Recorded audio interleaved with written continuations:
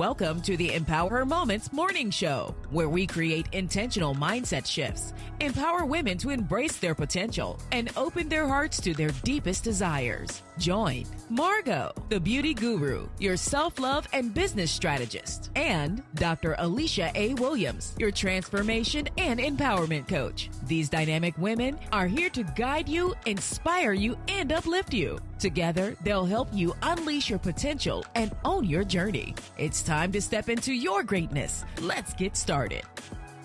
Today's episode will be about feeling emotionally drained from unreciprocated support given to family, friends, or colleagues. Have you ever found yourself constantly giving your time, energy, and support to others only to feel emotionally drained because it's not reciprocated?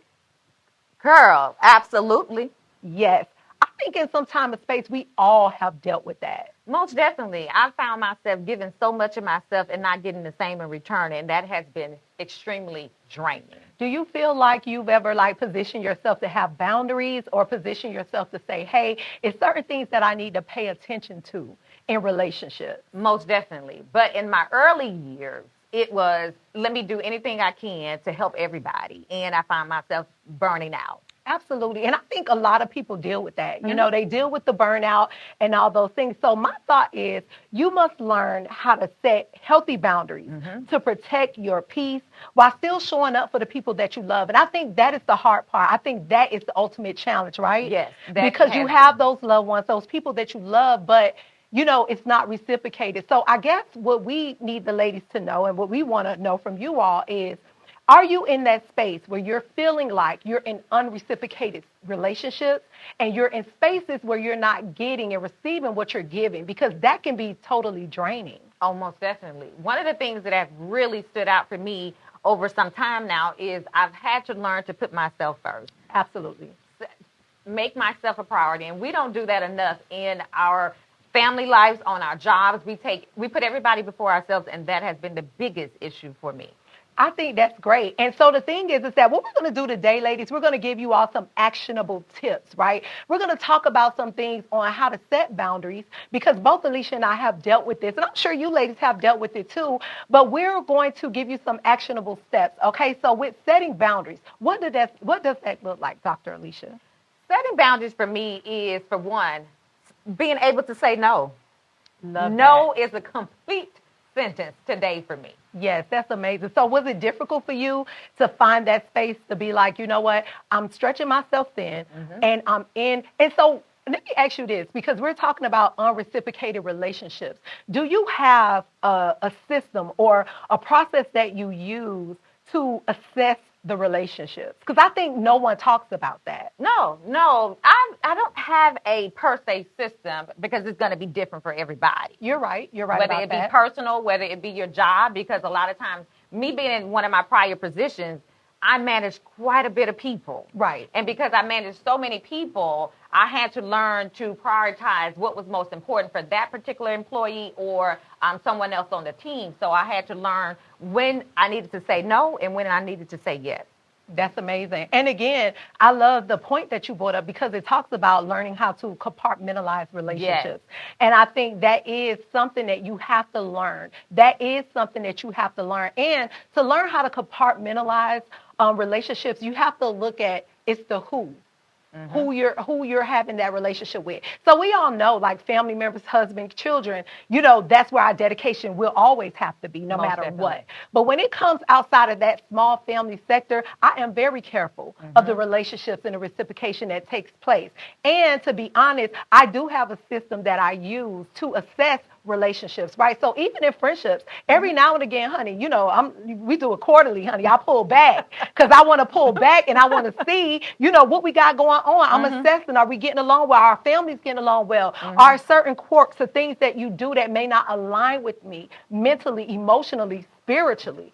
Those are the things that you have to think about. But I think oftentimes we don't do that assessment. We just don't do it. That's a great point because that's not something that I even thought about or looked at. Yeah. I'm doing it in my head, but didn't realize I probably was actually doing it. Absolutely. I think we all low-key do it.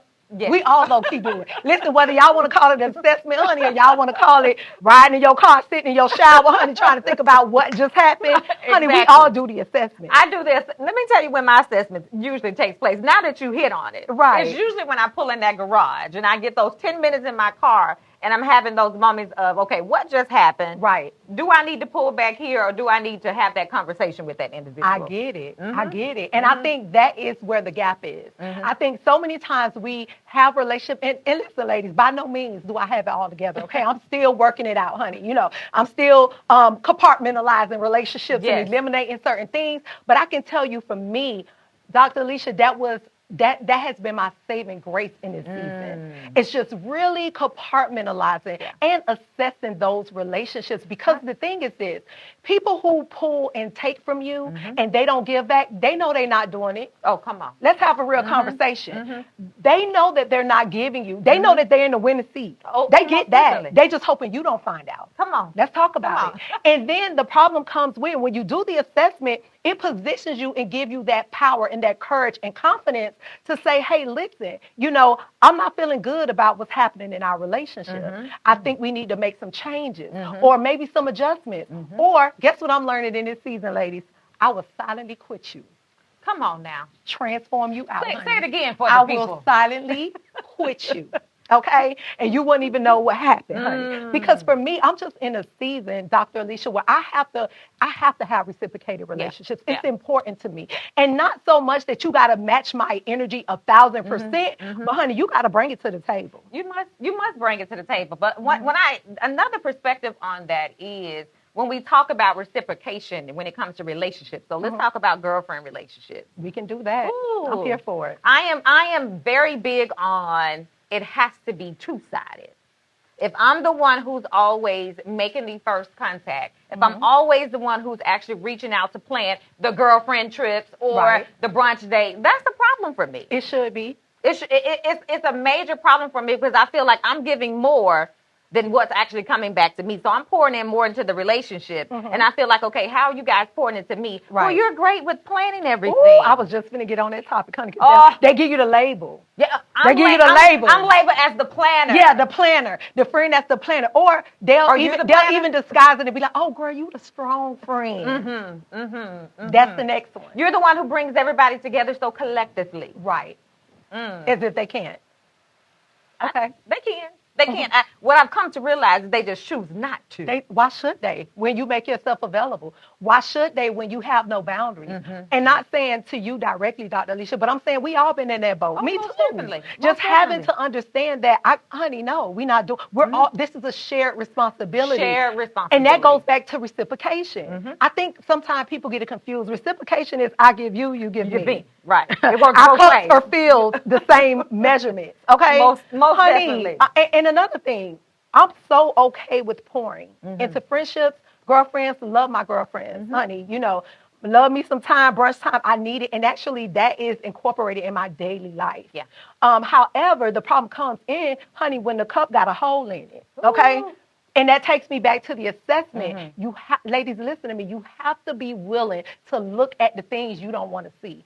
One thing about women, we love our friends. I mean, honey, ride or die, kill, go against our husbands still, honey, buy almost sell one of our kids, honey, for our girlfriends, get up 2, 3 in the morning, do capers and ride with you, honey, all kind of stuff. We love our friends. So why don't we put those things in those assessments in place to help us navigate that space more genuinely and authentically? Because what I found myself out, I love my friends to where I was burned out for trying to be that friend. Yes. But didn't feel like they were being that friend to me. That's a no. It's a no for me. But that's the assessment, though. I know. You didn't do a technical assessment, but you thought about those things. Yeah. And that's why you're able to sit in a position to say, you know what? I realize that I'm giving them stuff that they're not giving me. That's an assessment. And after that assessment, after years of being the friend to consistently pour in, I said it's time to have a conversation.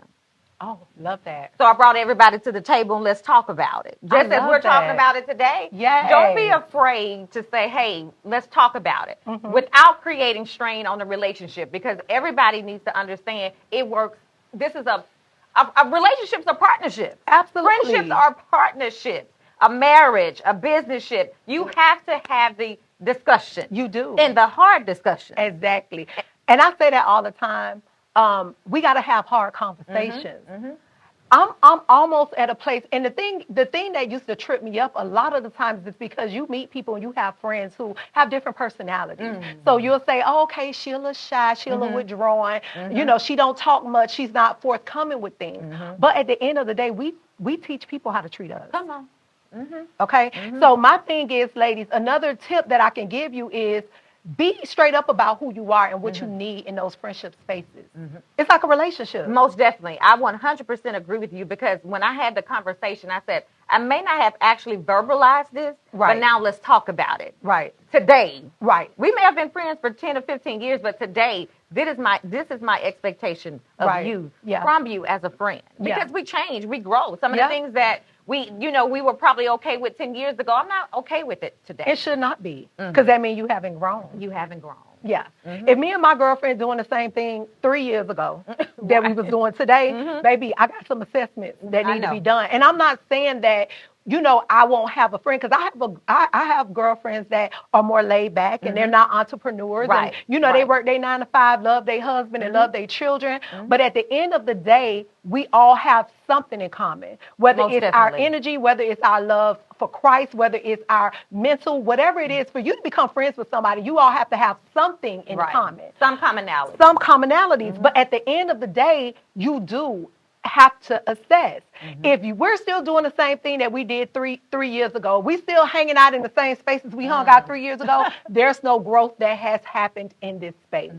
And I think that's another thing. It's the assessment, looking at things. And I can tell you, I have been guilty of that. Oh, most definitely. Honey, I don't want to look at this girlfriend. Honey, I just don't want to realize. I don't want to accept it. I don't want to accept how she's showing up. I don't want to accept that I'm the one giving, or it could be someone giving you to position you to take advantage of you. Oh, most All definitely. of that is a thing. So you have to be conscious of that. Yeah. I've learned that one of the things my mother, let me talk about these old school mothers, yes, right? Honey, because they gave it they to tell you about them little fast tail friends. They tell you about those friends that they see automatic. She ain't your friend. And listen, and you should listen. You should listen. You should listen.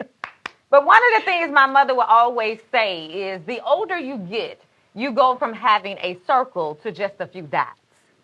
Let's talk about it. Come on, let's talk about it. Let's talk about because if we want to be real and be very transparent, that is a very true statement. It is. And true to the word. When I say true to the words, at the age of 45 years, I tell my mom, you said something when you said that. That's one of the things I always remember, is that she also stated that as I got older and I began to elevate in my careers, you will begin to see your true friends. Come on now. Let's be clear, girl. You almost made me choke. Let me sip my tea, honey. Let me sip my tea. I'm sipping on my coffee. Do you have your coffee, your tea? Margo, what you got? Yes, honey. I got me some good lavender tea, honey, because I need some lavender tea for what we're talking about. Because listen, guys, one thing about it, what's your mama name, Dr. Alicia? Mary.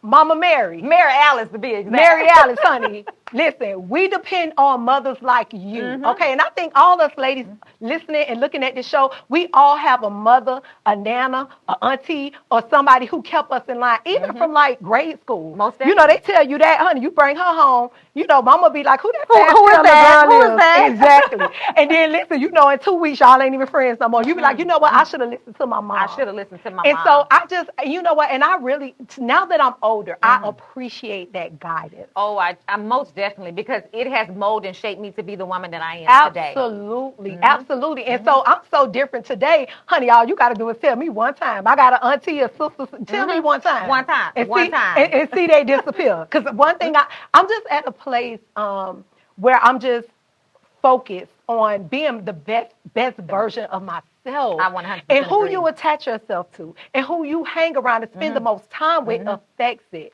And I can tell y'all this, it's living proof for me, because it's sometimes where I have released some people and it's like things just blow up for me. Yeah. The doors open for me. The energy is waiting on me. Sometimes when you hold on to people too long and you don't think enough of yourself to do the assessment, you stick with people that stunts your growth. Yeah. one of the major things that always stuck with me too, I didn't realize that or understand that in my younger days. Oh, I don't think we all did. I think we all didn't look at things that way. But the older I got, I truly understood the meaning and the phrase, your friends will come into your life for a season, a reason, or a lifetime. Yes. And in this season, I truly realized, my God, you said something to me that really, she was only in your life for a reason. Oh, yeah. And he revealed to me what that reason was. Right. If you just be still, ladies, he will show you, he will tell you, this is the reason why this individual is here. But you didn't see it when it actually was happening. But this is the thing. We have to normalize and being okay with the season relationship. Come on. That's something that we don't talk about. It's something that we run from. And ultimately, when you hold on longer than the season, the stakes are higher. Much higher. The stakes are higher. And right now, I'm in a space where I cannot, I got too much on the line to make those kind of mistakes. Can't afford. I can't afford it. The price too high. The stakes too high. So for me, I thought that this conversation was amazing for us to have because I think we all are dealing with it in some space. And I don't think it's just for, the ladies, men deal with it too. And we all deal with it. But most importantly, we wanted to talk to you ladies because at the end of the day, we want you to know that, listen, we hear you. We understand. Listen, we all have been in unreciprocated relationships and you're not alone. You're not alone. But what I will say is one of the things about me, when in this space and in the seasons that I've been in, more than once, I turned to God. Oh, yeah, absolutely. And I prayed in that season to say, please remove and align me with the right people. Yes. And if they're not going where you have me to go, then I no longer want them around me because, as Margot stated, they're stunning my growth. But is it they're stunning my growth or I'm stunning my growth? When you truly think about it, because we can get caught up battling. Well, she's been in my life for 20 years or she's been my childhood friend. But at the end of the day, you don't understand that season she's no longer part of your life because her time in your life is up. A lot of times I realize with those long relationships, because we could talk about them, we all have had them. I've had a long-term relationship. I'm talking about middle school, getting on the school bus together relationship, right? But at a certain point as women, I had to look at the relationship for what it really was. I had conversations with her about things where I needed support and certain things like that, but she still wouldn't show up. So I think a lot of times we battle with the fact we're understanding that friend that we knew 15, 20 years ago doesn't currently fit in your current situation. And that's the hardest. That's the most disheartening part of it. We want them there. We want them there. But my question to you ladies, do you really? Because I can tell you every relationship that I've transitioned from, when I get to my next destination, I understand you couldn't have survived here.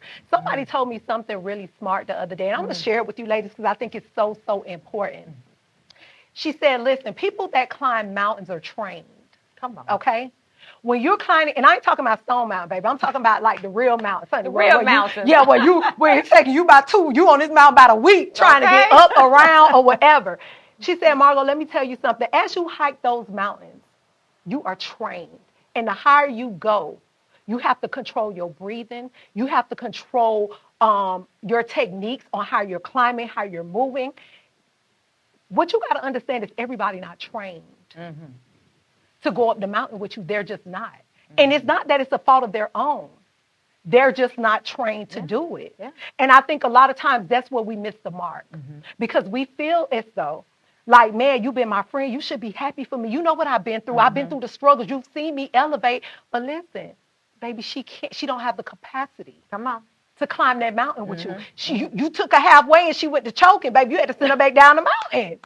That's just what happened in those spaces. So at the end of the day, what I have learned is, and I think this is so valuable, is whenever I'm transitioning when I'm hiking up this mountain, and y'all, when I see the signs that the altitude is about to change, I look around me because I know that some people that's climbing with me is not going to take this next hike with me. And it has been painful in times. I have felt bad, but I have been conditioned to, well, now, see you later. I see you when I come back down the mountain. Exactly. I've taken you as far as I could take you. And you got to be okay with that. So I love this conversation because we need to talk about this more. Yeah. And one of the biggest lessons, let me say, I'm still in transition with this. It's because it's not easy. One of the things that I've been dealing with is stop expecting me. from other people. Oh, you better talk And that about has it, been a Dr. biggie in my friendships. Because I have this level of expectation. Because one of the things my mom and the elders would say is, just because it's common sense to you does not mean that it is common sense to them. That's true. This is what I expect you to do. Or I assume that you would know better.